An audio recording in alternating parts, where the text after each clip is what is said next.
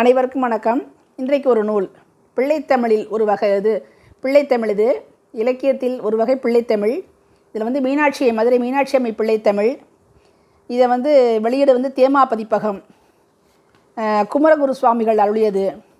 இது கல்வி வள்ளல் காரைக்குடியில் ஒரு கல்லூரி இருக்குது, ராமசாமி தமிழ் கல்லூரின்னு. அதை நிறுவிய ராமசாமி செட்டியார் நாச்சமி ஆட்சி அவருடைய சதாபிஷேகத்தில் வெளியிடப்பட்டது. 82ஆம் ஆண்டு துந்துபி வருஷம். இவங்க தான் இந்த தமிழ் கல்லூரி ஆரம்பித்த பெருந்தகையார். இவருடைய மகன் பெரிய கற்பன் தான் ஆரம்பித்தார் இந்த கல்லூரியை.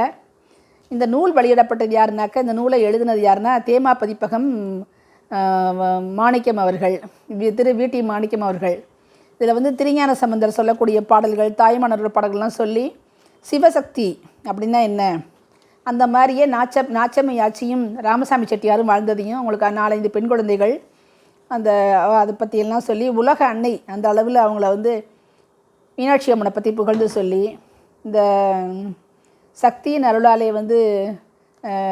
உயிர்கள் சிவத்தை அடைய முடியுது, அந்த மாதிரி சிவனருள் கிடைக்காதுன்னு சொல்லி இந்த மாணிக்க வாசகருடைய வார்த்தைகள்லாம் சொல்லி சைவ சித்தாந்த சாத்திரங்கள் குறிப்பிடும் சக்தி நிபாதம் பற்றியெல்லாம் குறிப்பிட்டிருக்காரு. இதில் சாமி, அதாவது சமயக்குறவர்கள் இறைவன் அம்மையே அப்பான்னு கூப்பிட்ட மாதிரி ஒரு மாமனாரையும் மாமியாரையுமே மிகச்சிறப்பாக குறிப்பிட்டிருக்காங்க. இதில் மதுரை மீனாட்சியோட இதில் அது மாதிரி நாச்சம்மை ஆட்சியும் நிறைய பண்ணியிருக்காங்க. அது மாதிரி அந்த மதுரை மீனாட்சி எல்லாத்துக்கும் திருவிழாடலுக்கு இலக்காகிய நகரம், அந்த திருமுருகாற்றை பிறந்த நிலம், திருக்குறள் அரங்கேறிய இடம், துரியங்கடந்த துவாத சாந்த தலம் என அழைக்கப்படும் பெருமையது இத்தலம். எல்லாவற்றுக்கும் மேலாக அங்கே இருக்க நீ இந்த தமிழ் குடலில் வீட்டிலிருந்து அரசாட்சி செலுத்துகிறாள். மீன் தான் இட்ட முட்டைகளை எல்லாம் தன் கண்ணாலே நோக்கி குஞ்சு பொறிக்க செய்து போற்றி பாதுகாக்குமா. அதே போன்று உலகளத்தையும் உள்ள உயிர்களையும் இமை கொட்டாது கடைக்கண்ணால் நோக்கி அருள் வழங்கி காத்து வருபவள் அன்னை மீனாட்சின்றார். குமரகுருபர் 17ஆம் நூற்றாண்டில் தமிழகத்தில் வாழ்ந்த தவ முனிவர். இந்த திருநெல்வேலி மாவட்டத்தில் திருவைகுண்டத்தில் பிறந்தார். பெற்றார் சண்முக சிகாமணி கவிராயர், சிவகாமசுந்தரி அம்மை. இவர் 5 வரைக்கும் ஊமையாது. அதுக்கப்புறம் இந்த திருச்செந்தூர் முருகன் திருமுன் வந்த பின்னாடி அந்த பேசும் ஆற்றலை பெற்று கந்தர் கலிவெண்பாவை பாடினார்.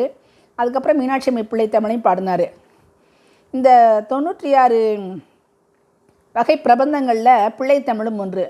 கடவுள், அரசர், வள்ளல்கள், பெரியோர் எல்லார்களையும் குழந்தையாக பாவித்து பாடப்படுகிறது. காப்பு பருவம் முதல் 10 பருவங்கள் இருக்கும். சில இதில் ஊசல் பருவம் இருக்கும், சில இதில் சிறுதேர் பருவம் இருக்கும். கடைசியாக ஒவ்வொரு இதுலையும் கொஞ்சம் வித்தியாசங்கள் இருக்கும். இது அம்மன் மீனாட்சி அம்மன்றதால ஊசல் பருவம் இருக்குது. இதில் பிள்ளைத்தமிழ் சிற்றிலங்கியக்குள்ள சிறந்தது. சந்தப்பாக்கள் 100 ஆசிரிய விருத்தங்களால் ஆன சந்தப்பாக்களால் ஆனது. இது அதாவது எல்லாருக்குமே பிள்ளைத்தமிழோட மீனாட்சி அம்மன் பிள்ளைத்தமிழ் தான் ஞாபகம் வரும். அந்த அளவுக்கு சிறப்புடையது. இது கருத்தாளம் மிக்கது, கற்பனை நயம் மிக்கது, இனிய ஓசி நயம் மிக்கது, தெய்வ மணங்கமழும் செய்யுட்பாடல் பலரால் பாடப்பட்டது. அந்த திருமண நாயக்கர் கனவுல தோன்றி இந்த நூலை அரங்கேற்றுமாறு மதுரை மீனாட்சி ஆணையிட்டாளாம். அந்த அரங்கேற்றது போது அம்பிகை குழந்தை வடிவில் சபையில் வீட்டிலிருந்து இவர் குமரகுருபர் பாடணுன்னு அந்த கேட்டு மகிழ்ந்துட்டு தொடுக்கும் கடவுள் படம் பாடல் என்ற திருப்பாடலை அவர் பாடும் பொழுது அன்னையை தன் கழுத்தில் இருந்த முத்து மாலையை அவருக்கு அணிவிச்சிட்டு மறைஞ்சிட்டாளாம். அது மாதிரி இந்த காலத்துலேயும் அன்னை மீனாட்சி அடிவருக்கு கண்கண்ட தெய்வமாக அந்த தன்னுடைய நலத்தை காட்டி காட்சி அளிக்கிறாள்னு சொல்கிறாங்க. அதே போல் வி.ஆர். ராமசாமி செட்டியார் அவர்களும் அந்த நாச்சம்மை ஆட்சி அவர்களும், அதாவது கணவன் செய்த காரியம் யாவினும் கை கொடுத்து மாபெரும் மரங்கள் மாட்சி பெற செய்து வாழ்பவர் திருமதி நாச்சம்மை ஆட்சின்னு மாமியாரை பற்றியும் பெருமையாக குறிப்பிட்டிருக்காங்க. அதே போல் அவள் அருளால் வந்த ஆக்கம் இவ்வாழ்க்கை எல்லாம் என்ற சிவஞான சித்தியார் திருவருட்சக்தியின் பேராற்றலை வியந்து பேசுவது இங்கே நினைக்கலான்னு சொல்கிறாங்க. அன்னை மீனாட்சி சொக்கேசர் திருமணத்தை கொடுத்துருக்காங்க. இதில் மிக சிறப்பாக இருக்குது. அந்த சதாபிஷேகத்தை பற்றி புகழ்ந்து சொல்லி இந்த நூலை வெளியிட்டிருக்காங்க. இதில் மீனாட்சி அம்மை பிள்ளைத்தமிழ் முதல்ல காப்பு பருவத்தில் விநாயகருக்கு வணக்கம், அப்புறம் காப்பு பருவம் திருமால், சிவபெருமான், சித்தி விநாயக கடவுள், முருக கடவுள், பிரம்மதேவர், தேவேந்திரன், திருமகள், கலைமகள், துர்கை, சத்தமாதர், 33 இதெல்லாம். அடுத்து செங்கீரை பருவம். அதில் சிற்றில் விளையாடும் ஒரு பச்சளம் பெண்பிள்ளை செங்கீரை ஆடியருளே தென்னர்க்கும் அம்பொன்மலை மன்னர்க்கும் ஒரு செல்வி செங்கீரை ஆடியாருடையன்னு அந்த பாடும் பொழுதே ரொம்ப அழகாக வருது பாடல். அது மாதிரி அடுத்தது வந்து தாளப்பருவம். தாளம் வச்சு வாசித்து பாடுவாங்க இல்லையா, அந்த பாட்டு.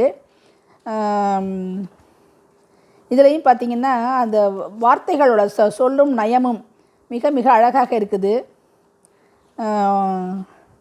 தானை கடலோடு பொலியும் திருமகள் தாளோ தாலேலோ சங்கம் வளர்ந்துட்டு நின்ற பொலன்கொடி தாலே தாலேலோன்னு வருது. இது மாதிரி ரொம்ப நல்லா பாடி பாடி பழகி பாடி இன்பம் அடைய வேண்டிய பாடல்கள் இதெல்லாம். அடுத்து சப்பானி பருவம். அது மாதிரி சப்பானி கொட்டி அப்படின்னு கையை பிள்ளைங்களாம் சப்பானி கொட்டும் இல்லையா, அது மாதிரி சிறு குழந்தைகள் என்னென்ன செயல்கள் செய்யுமோ அதில் அந்த பாடல்களில் அம்மைக்கு மீனாட்சி அம்மைக்கு இப்போ ஏற்றி வச்சு அதை வச்சு அழகாக பாடியிருக்காங்க. தமிழோடு பிறந்த பல மதுரையில் வளர்ந்த கொடி சப்பானி கொட்டி அருளேன்னு. அது மாதிரி எல்லா வார்த்தையும் அதான் முடியுது. அது மாதிரி சப்பானி பருவத்துக்கு அடுத்தது முத்தப்பருவம். முத்தம் தருகவேன்னு சொல்லிட்டு மூலத்தலத்து முளைத்த முழு முதலே முத்தம் தருகவே முக்கச்சுடருக்கு விருந்திடுமும் முளையாய் முத்தம் தருகவே மும்முலையாயின்னு சொல்லி மீனாட்சியை சொல்லுவாங்க இல்லையா, அதையும் இந்த பாடல்களில் அழகாக பாடியிருக்கார் அவர். முத்தப்பருவத்துக்கு அடுத்து வருகை பருவம். குழந்தைகள் அங்கேயும் இங்கேயும் ஓடி வரும் இல்லையா, அதை வச்சு ஒரு பாடல். கண்டுபடு கண்ணல் பைங்காடுபடு கூடற் கலாபமையில் வருகவே கற்ப காடவியில் கடம்பாடவிப்புலி கயற்கண்ணாகி வருகவே அப்படின்னு எல்லாமே அந்த இதில் முடியுது. கயற்கண்ணை மீனாட்சி அம்மனுக்கு தான் கயல், மீன் போன்ற கண். அம்புலி பருவம், அதுலேயும் அப்படி தான் நிலா காட்டி சோறு ஊட்டும் பருவம் அது. அதை வந்து அம்புலி ஆடாவோன்னு அதில் எல்லாமே வருது. தூற்றுமுடி அரசுதவும் அரசுலம் குமருடன் அம்புலி ஆடாவே ஆணிப்பொன் வில்லிபுணர் மாணிக்க வள்ளியுடன் அம்புலி ஆடவாவே அப்படின்னு சொல்லிட்டு ஒரு நல்ல ஒரு ரிதமிக்காக இருக்குது பாடல்கள்லாம். எப்பேற்பட்டவங்களும் பாடுன இந்த பாடல்கள்லாம் மயங்கிடுவாங்க. அம்மானை பருவம் அடுத்து அம்மானை விளையாட்டு விளையாடுறது போது பாடுறது. கல்லூர உள்ளே கசிந்தூர் பைந்தேரல் அம்மானை ஆடியருளே கலந்தொருவர் பாகம் பகிர்ந்த பெண் அம்மானை ஆடியருளே அப்படின்னு அம்மானை ஆடுதலை பற்றி. பெண் குழந்தைகள் ஆடும் ஆட்டம் அம்மானை ஆட்டம், அதனால் அந்த அம்மானை பருவம் வருது. நீராட பருவம் அடுத்து விளையாடும் வைகை தடந்துரை குடைந்த புது வெள்ள நீர் ஆடியருளே விடைக்கொடி அவருக்கு ஒரு கயற்கொடி கொடுத்த கொடி வெள்ளம் நீர் ஆடியருளேன்னு சொல்லிட்டு படிக்கும்போதே நமக்கு மதுரையில் போய் மீனாட்சி அம்மனை பார்த்து குழந்தை பருவத்தில் அந்த குழந்தையை தூக்கி எடுத்து கொஞ்சம் மாதிரிலாம் ஒரு இன்பம் வந்துடுது இந்த பாடலை படிக்கும்போது நமக்கு. 10வது ஊசர் பருவம். புல்லொளி எழக்குடி புகுந்த சுந்தரவல்லி பொன்னூசல் ஆடியருளே புழுகுனை சொக்கர் திரு அரகனுக்கு அழகினுக்கு கொத்த கொடி பொன்னூசல் ஆடியருளே. ஒரு ஊஞ்சலை ஒரு குழந்தைய வச்சு ஆட்டுவோம்ல, ஆட்டி விளையாடுவோம்ல, அந்த மாதிரி எல்லாம் வருது இதில். அது மாதிரி மிகச்சிறப்பான ஒரு இது சொல்லும் மொழியும் கொண்ட நூல் இது. ரொம்ப சிறப்பாக இந்த நூலை ஆக்கம் செய்திருக்காங்க தேமா பதிப்பகம். இந்த நூலை குமரகுருபர் எழுந்த இந்த நூலை பதிப்பித்தவர்கள் தேமா பதிப்பகம் திரு வி.டி. மாணிக்கம் அவர்கள். நிச்சயமாக இந்த நூலில் வந்து நீங்கள் இந்த பாடல்களை படித்தா மீனாட்சி அம்மன்பால் வெறும் காதல் பெருகும். நன்றி.